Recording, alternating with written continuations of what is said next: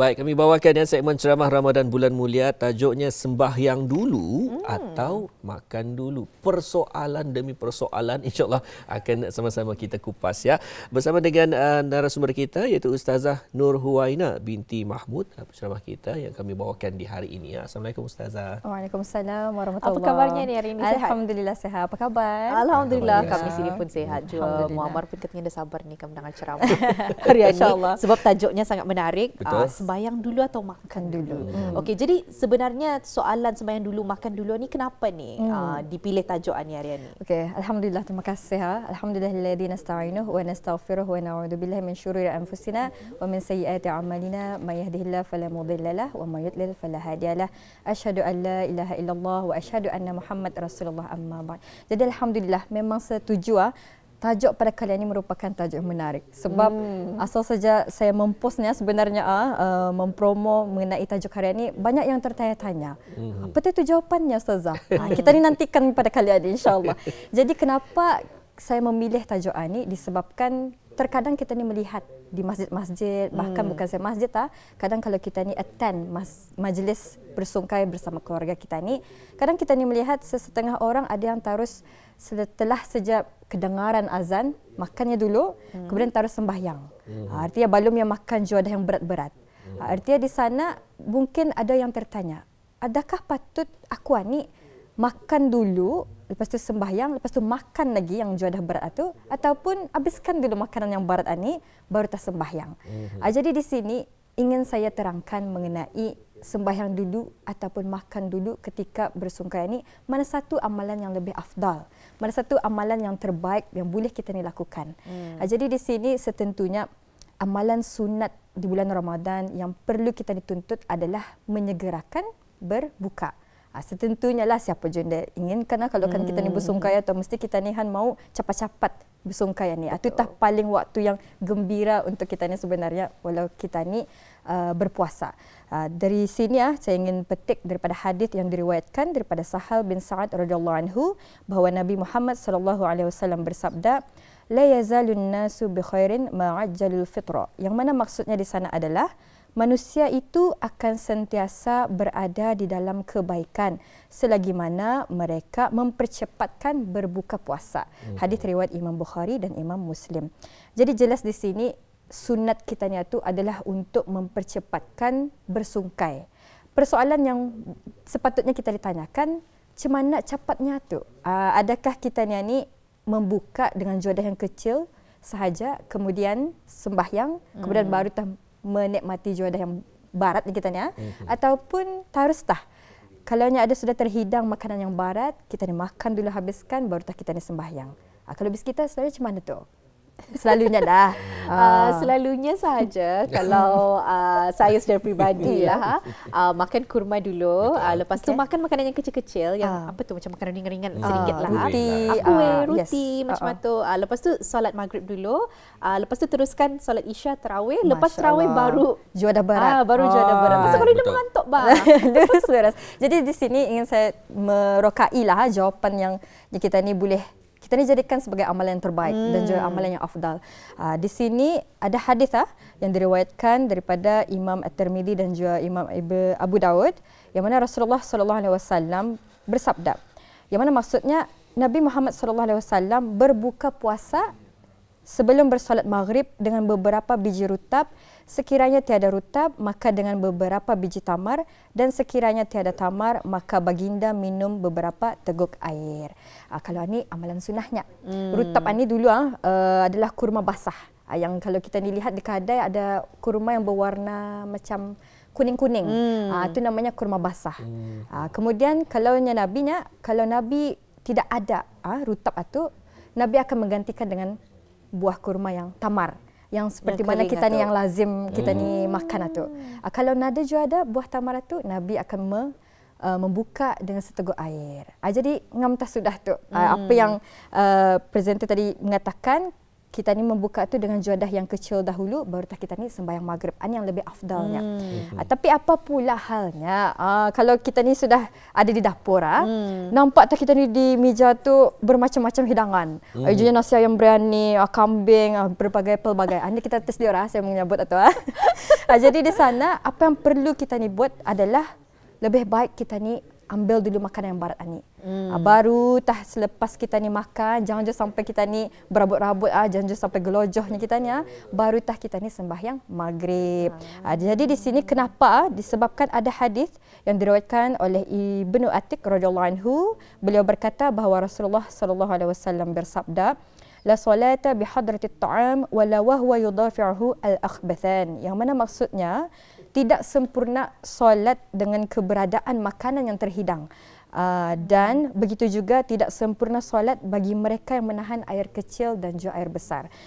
Jadi di sini jelas daripada hadis ini, bilanya kita ni sudah nampak hidangan yang barat di depan mata kita ni, makruh hukumnya untuk kita ni taruh sembahyang terpulang dulu. Artinya di sana sunat kita ni menghabiskan dulu makanan yang ada di depan mata kita ni. Artinya kalau kita ni terus-terus sudah ada tu jodoh ringan jodoh makanan yang barat, kita ni makan sedikit contohnya. Terus kita ni sembahyang. Itu di sana adalah makruh hukumnya. Jadi dari sana apa yang perlu kita ni buat di sini, habiskanlah dahulu makanan yang ada di depan kita ni, baru kita ni sembahyang. Baik, itu secara umum ya. Kita ni telah pun dikongsikan oleh Ustazah. Memang kalau dibukakan ni ada ruang-ruang komen ataupun panggilan, memang pasti ada yang ramai, menelpon masih ada yang ingin bertanyakan secara spesifik mengenai dengan persoalan sedemikian ini. Tapi terlebih dahulu Ustazah, mungkin ada bertanya ni, pasal sahur ke pasal sungkai ni? Setentunya pasal sungkai. Pasal sungkai. Dan juga untuk seterusnya, kalau kita ni maklum juga di negara Brunei Darussalam, pastinya ada perkumpulan ataupun memanggil majlis dan sebagainya. Jadi memang makanan tu memang cukup tersedia, memang banyak. Jadi mana yang lebih baik bagi mereka yang mengikuti majlis berkenaan? Adakah kesemuanya lebih baik untuk kita ni sembahyang dulukah, ataupun kita ni habiskan tu dulu makanan di meja tu? Okey, alhamdulillah. Jadi jelas di sini daripada hadis yang saya sebutkan tadi, kalau ikutkan kita ni secara ringkasnya ada dua situasi ya. Satu, kita ni lihat bilanya kita ni attend majlis satu, kita lihat dulu makanannya. Kalaunya sikit saya kena hidangkan, contoh kurma sahaja dan juga air sahaja depan mata kita ni depan mata kita ni tu, maka cukuplah kita ni mengambil sedikit sahaja, baru ikut sembahyang. Tapi sekiranya makanan jangan terjauh. Kalau kita ni dalam camp, banyak makanan-makanan catering atau ijunya nasi, apa lagi tu. Jangan disambut kalian. Jadi memang di sana kita ni yang lebih afdalnya adalah kita ni makan dulu yang ada di depan kita ni tu. Seperti ada nasi dan sebagainya lah. Selepas satu karang, bilanya selalunya kita ni makanan ni dia juga sampai lama lah. Dalam 10 ke 15 minit belum lagi campur bercerita-cerita tu. Betul. Jadi selepas saja tu mungkin dalam 20 minit baru kita ni mengikuti jemaah solat maghrib beramai-ramai. Jadi inilah amalan yang lebih afdal yang patut kita ni lakukan. Bagaimana pula Ustazah jika sekiranya diberikan kelonggarannya, tuan rumah lah katanya, bagi sesiapa yang ingin menunaikan sembahyang fardu maghrib, disebabkan oleh ruang itu kecil lah, contohlah sebagai contohnya, disebabkan bagi sesiapa yang ingin menunaikan sembahyang fardu maghrib lebih dahulu boleh mengikuti sembahyang fardu maghrib, bagi yang Indah mengikuti itu boleh makan dulu. Jadi macam mana ni? Ia menjadi satu persoalan. Kan sembahyang dulu kah?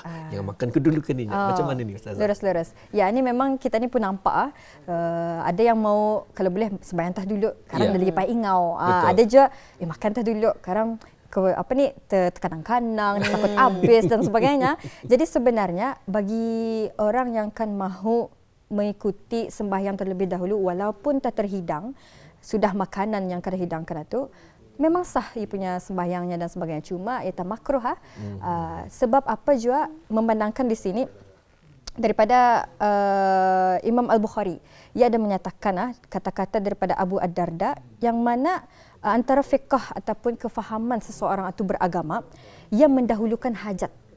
Artinya kalau kita ni ikut situasi sini, hajat yang penting adalah makan. Artinya ia mendahulukan dahulu makan itu, baru ia sembahyang. Dan juga biar kalau boleh, kalau makan itu jangannya kita ni sampai lama ataupun tergesa-gesa. Jadi di sini nampak kalau kita ni kan makan itu chill saja kita ni. Santai saja. Sembahyang itu punya kita ni masih panjang waktu. Jadi jelas di sana kalau kan kita ni mahu sembahyang boleh. Walaupun tah makanan sudah terhidang masih boleh. Cuma ianya adalah makruh. Sehingga kan ada para alim ulama dahulu bilanya dorang bersungkai, kalau dorang sungkai, dorang akan makan makanan yang terhidang dahulu walaupun tah imam sudah berjemaah di sana. Artinya nampak di sana dorang lagi pentingkan hajat. Hak hamba, hak kita ni, hak parut kita ni tu kita ni. Memangnya kadang boleh saja ada orang bertanya, kalaunya kita ni mendahulukan makan, dapatkan tu kita ni pahala sembahyang di awal waktu tu. Di sini ada juga alim ulama pernah menjawab sebenarnya kita ni makan terlebih dahulu tu adalah menjaga hak kita ni dan itu adalah cara kita ni memelihara hak Allah Subhanahu Taala juga. Dengan apa? Supaya kita ni indah supaya kita ni terkadang-kadang makanan datu, supaya kita ni khusyuk, kita ni lapang dada kita ni Sebab itu kita ni kalau boleh makan terlebih dahulu. Selepas satu selesai baru kita ni sembahyang dengan rasa tenang, khusyuk dan lapang hati. Jadi jelas di sana bagi sesiapa yang akan mahu sembahyang terlebih dahulu walaupun makanan sudah terhidang memang tidak masalah. Cuma ianya adalah makruh. Tapi lebihlah afdalnya kalau kita ni tu berbuka sedikit dengan juadah yang ringan. Kemudian kita disembahyang baru kita ni habiskan lagi dengan juadah yang berat. Dan juga boleh juga kita ni kalau akan makan tu dengan makanan yang terhidang secara banyak di depan mata kita ni boleh juga, dan juga baru kita ni mengikuti sembahyang berjemaah. Dan dari sana kita ni insya-Allah akan dapat pahala berbuka dengan segera, berbuka lagi dengan berjemaahnya kita ni beramai-ramai. Kemudian yang ketiga kita ni dapat sembahyang di awal waktu dan juga sembahyang berjemaah. Jadi nampak sana bonus berhabis lah sebenarnya. Jadi ini adalah satu ilmu yang baru. So sebelum ini tidak nak tahu. Rupa-rupanya kalau kita ni ada juadah yang agak banyak, memang dianjurkan untuk kita ni makan terlebih dahulu. Malahan kalau kita ni lambat-lambatkan, lepas tu kita ni solat dulu, itu terpulang yang makruh.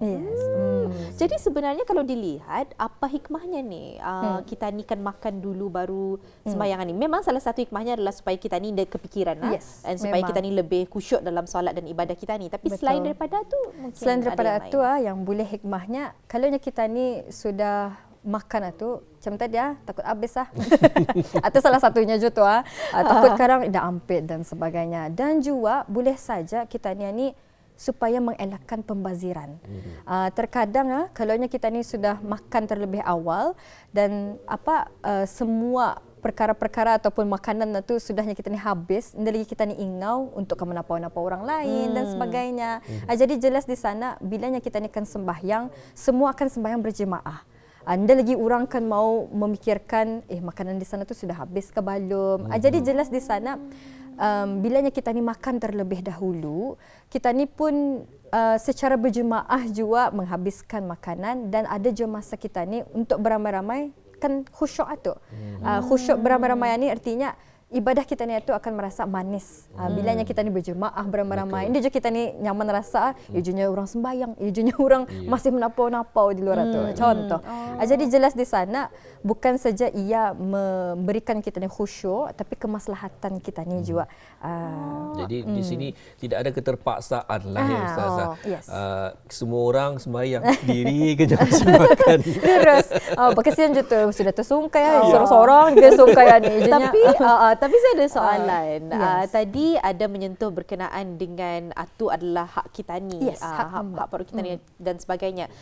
Mungkin dapat diterangkan dengan lebih lanjut sedikit sebanyaklah. Apa maksudnya hak ni? Adakah maksudnya badan kita ni pun ada hak, hati kita ni pun ada hak? Apa maksudnya hak? Very deep question.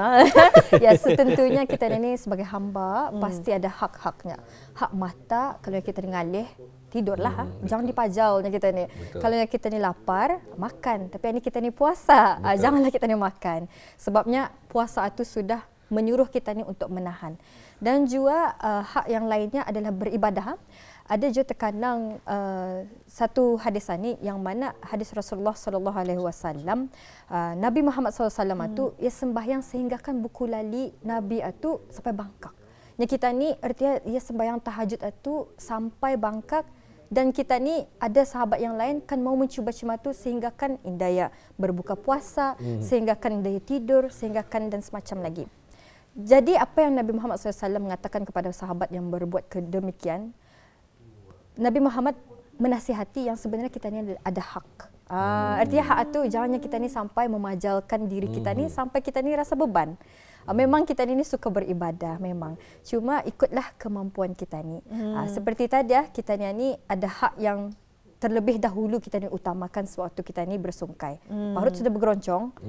Tapi kadang kalau kita ni memajali juga akan sembahyang, tapi parutnya kita ni masih lagi tidak selesa.